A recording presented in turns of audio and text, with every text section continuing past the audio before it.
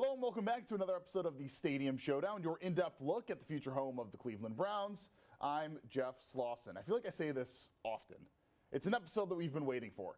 In this aspect, it absolutely is. This has been months in the making to get access to this document right here. This is the preliminary development plan for the Brook Park project, for the dome that the Cleveland Browns are planning to build. Now, the reason why we've been waiting to get our hands on this document and why I have bookmarked heavily quite a few of the pages is because this explains everything, not just dome related, everything around it as well. We're talking sidewalks, streets, signage, stores. We're talking under the actual streets, sewage, a lot of different changes that need to be made. We now get the answer to it. How's everything going to look around the dome? That's answered in this document. This really covers from A to Z every single aspect of it. Now, obviously, things can change and things can adjust. But for Brook Park, for the developers, for the public, this had to be released in order for the next steps to potentially take place. You may remember we had talked about how Q1 of 2026, that's when you should expect to see construction. And while dirt has started to be moved, we haven't seen the official groundbreaking yet. That's because we've been waiting on a lot of the information that's confirmed inside of this document. So before we break down different aspects of it, I want to just start with the general points that are made throughout this entire document. That's where we're going to go to Brittany Weir. She obviously has been covering Brook Park very heavily over the last year or so. And when it comes to this document itself, she's the one who put in the request for us, and she has a breakdown of exactly what the document as a whole means to the plans. So individuals who have been coming forward, want more information, want to have a better understanding of this project, this is that next step. Brook Park leaders releasing hundreds of pages of documents Monday night outlining exactly what they have been working on for the past several years. The multi-billion-dollar project will include a 70,000-seat dome stadium, over 1,500 residential units, hotels with over 400 rooms, 299,000 square feet of retail space, and over 890,000 square feet of public open space. So if you're someone who's lived in Brook Park your whole life, you know exactly where this property is. But now you can start saying, okay, if I'm standing on Henry Ford Boulevard, what am I going to see? What's going to be to my left? What's going to be to my right? Those things are now starting to come into focus. The plan even outlines exactly where fans can enter and exit the 176-acre site. What does a day look like on a Browns game day versus just your average maybe Saturday in the spring where someone wants to come and visit and maybe do shopping, maybe go out to eat at the restaurants that are there? What are the difference between the two days? So I think that's still being fleshed out. Okay. But if you remember some of the earlier things that have been shared, is when they did that four-season video. You could have ice skating in the winter, farmer's market in the spring, summer, and fall. Other things that I look forward to finding out about. All right, Brittany, thanks so much. And you're going to be hearing more from her later on in this episode with the second portion of documents that were released to us, this one focusing on the grant. So let's just continue on with kind of the actual, main piece of the documents that we have here. I think the best way to kind of do this is to go through the main points with you almost step by step. So first, you have seen the renderings. We've shown you these before, but I still think it's important just to kind of bring these up to show the ones that are presented within this document itself. You can see how they plan on having at least the area around the dome leading into the dome to look.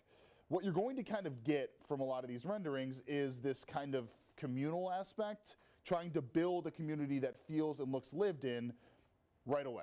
And I think that's really important. All right, so let's just start with the urban design plan. This is kind of step one of all of this. So when looking at this, just a couple of things to point out. You'll see at the bottom portion of this map, that shows you the main entry points. Really important to note, this shows kind of a drive set off from 71 that they would create off of Angle Road as well.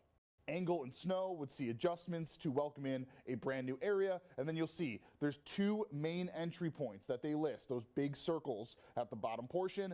That's where they are hoping more people will enter the complex. Let's go to the next part here. This is the overall land use itself. This is phase one. They are anticipating for phase one about 761 square feet of residential units. It's about 624 units. Hotel with 350 keys, parking with 2,000 approximately spaces. This is going to be the full build here. So that's going to see basically double the residential units, about 100 more hotel spaces, and double the parking spaces as well once that's done. Remember, phase 1 is hoping to be done 2029 when the Browns would first start to play. And then, of course, a couple of years or months or however long it would be after, that's when phase 2 would take place. The streets are obviously a very large concern for people both in and outside of that area. You'll see here the plans for the streets itself. Now, in some areas, you're going to have multiple lanes of traffic, multiple lanes of walking, and multiple lanes of cars in addition to that. And this kind of shows that, right? The character that they're trying to build here has walking lanes in addition to available parking lanes as well. So they know fans are going to be in and out. You got to make it work that way. This one here kind of shows internally how the roads are going to look there. You can see all the arrows that are pointing toward the dome. That's where they want the traffic to feed, toward the dome, not outside. Tons of concerns, understandably so, from folks in and out of the area about how traffic's going to be impacted. They believe the best way to do that is to focus the traffic internally, not externally here. I also think it's really important to note publicly accessible open space is going to be almost 900,000 square feet. Private space is only 283, so a very large majority of the space within the Brook Park area for the dome will be a space that the public can access. How are things going to look once the mixed-use space is actually built? This rendering kind of shows you the open space that they are planning here. You can see park-like feel, there's bikes, there's mural-type sculptures, and then you can see in the back open space, living space. That's what they're going for with this. Again, this is the first time we've got to look at exactly what the character is going to look like both there and then with this one here, which is the more road aspect, I guess is the best way to say it, right? This is some of the shops that are along the roads of it, what it could look like if you're going shopping or walking around in that area. In addition to that, they're also planning on having some form of a farmer's market available, which would involve closing the main streets that they're going to be building within the complex. Obviously, a full and comprehensive plan within absolutely all of that. Now, I understand this is a lot, right? The renderings, kind of looking through things, kind of analyzing exactly what is and is not going to be there. So I just want to recap one more time. So again, phase 1 will see 624 residential units, 255,000 square feet of retail, 54,000 square feet of event space, 0 office space, 350 hotel rooms, 2,100 parking stalls. Once the full thing is done, we have 1,500 residential units, so again, double what's in phase 1, almost 300,000 square feet of retail, 54,000 square feet of event venue space. Here's a big difference here. We go from 0 square feet in phase 1 of office space to 500,000 square feet of office space in phase 2, or the final phase. Hotel keys, that's going to go up about 100 keys, or 100 rooms, I think is the better way to say that. And then parking stalls will double as well. And again, the feeling that you get from all of the renderings that we've been showing here, the feeling is supposed to be that it is a community that kind of fits in with its own space, right? It's basically building a city within a city, and you do get that impact, right? You get that feeling through the renderings, but that's why this is so important. For the first time, we are getting an accurate look as to how everything is actually going to look. Not just the dome. The dome is such a minor part when you consider what needs to go around it to fit the narrative that they want, which is to make it so it's its own thing, right? It's its own entity, and you can have shops, you can have restaurants, you can have events, all in that spot, and you don't really need to go anywhere else, because the pitch has been, it's not just about the Browns, it's about what's going to happen the other Sundays of the year, the Mondays, the Tuesdays, the Wednesdays. How can this actually sustain itself? They believe it's through all of this information. Again, I know I threw a lot at you, but we still have much more to cover here, because we also got a little bit of clarity as to how some of the funding is going to take place. Remember the grants that we talked about a couple of weeks ago? Yeah, we're learning a little bit more information about that. Myself and Brittany Weir will have much more on it after a break.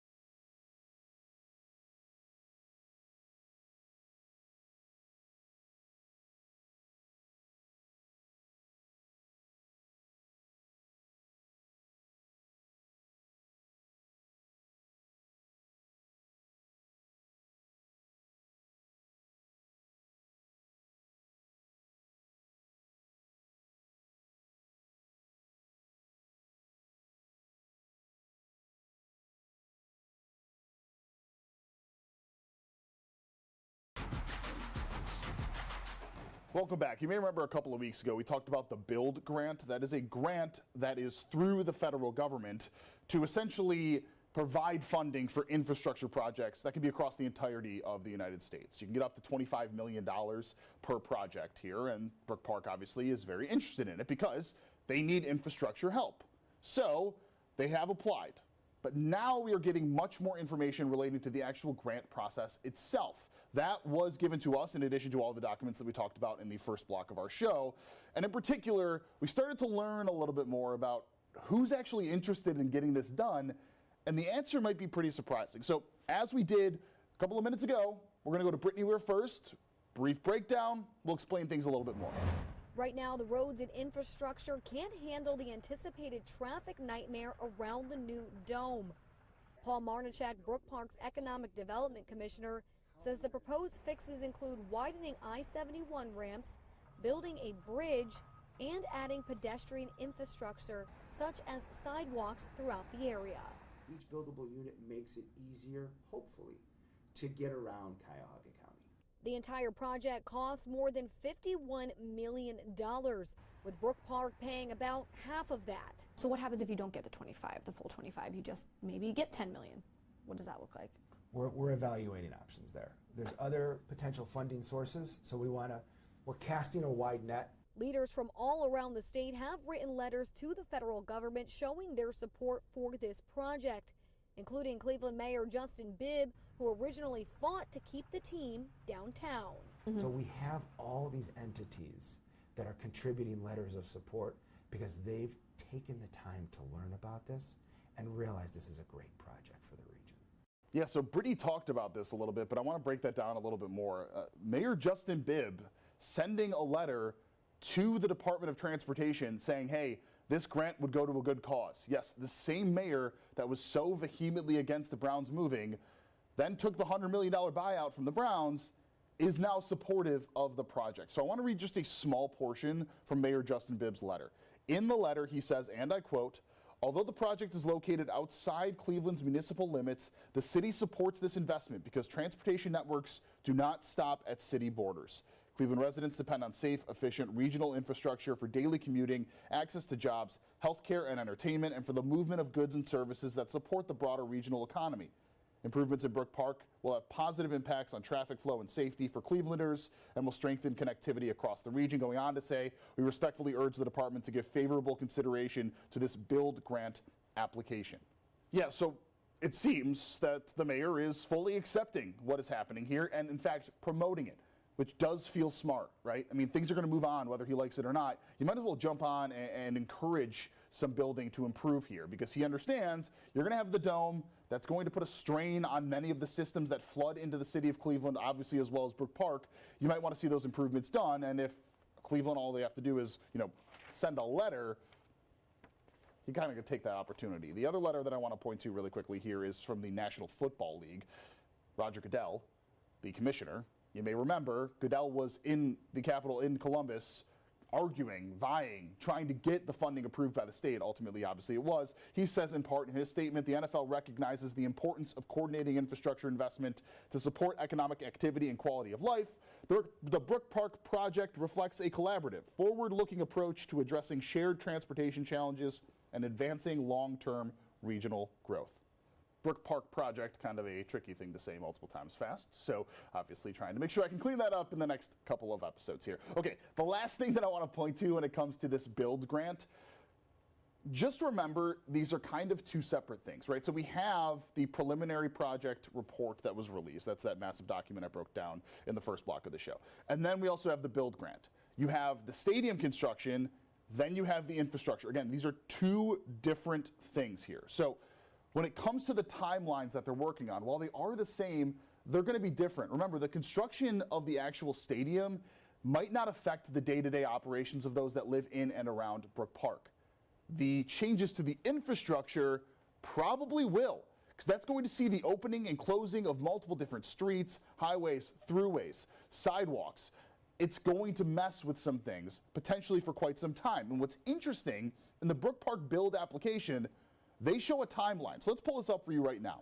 this shows what has been done already. That's on the left-hand side, and of course the top portion on the right-hand side. But basically, all of the things that have been done to kind of get to the point that we're at right now, which is between the top 2 bullet points on the right-hand column, right? An EPA document that was submitted December 2025, basically the submission, right? Okay, final tracings. That's going to be the final submission here. That's going to be when they get everything back together and then go and plan to submit all of this to get the final approval. Then take a look at how this works out, right? You have acquisition, you have the project sale in January of 2027. For the infrastructure changes, it might not start until a year from now, February of 2027. That means an end of construction by June of 2029. While that kind of works in with their plans of the timeline for the stadium, that might not work in for the plans of how you want to commute around.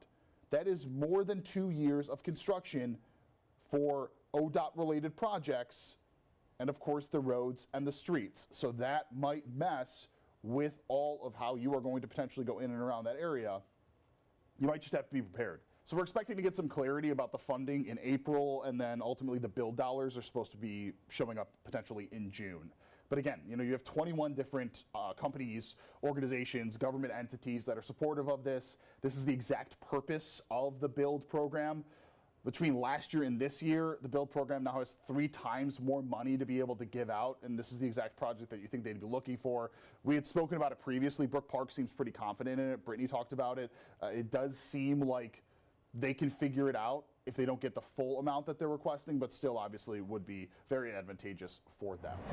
All right, coming up after the break, we have an update on a lawsuit that we have discussed quite heavily and why a judge decided to throw it out. That after the break.